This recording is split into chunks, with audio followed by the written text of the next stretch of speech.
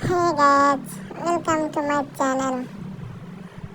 আজকে দুপুরে যে গরমটা পড়ছে ভাবছি যাই একটু সুইমিং পুলে গোসল করে আসি বচিলা সেই বিখ্যাত সুইমিং পুল জল তরঙ্গ।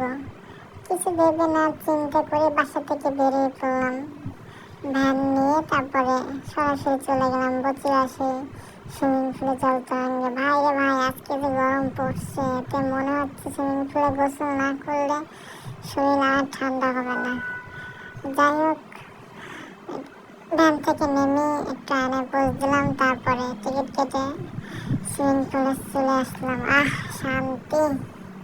কি যে বলবো ভাই, আপনারা যদি না আসেন, মানে গরমের ভিতরে আসেন না গোসল করেন, তাহলে বুঝবেন না আমি কতটা শান্তি পাই। যে একদম ঠান্ডা পানি, সুইমিং পুলের পানি এত ঠান্ডা ভাই, আপনি কি বলবো, আপনি গোসল না করলে বুঝবেন না। আমি তো আমার অঙ্গ একদম, সারা শরীর একদম ঠান্ডা হয়ে গেছে।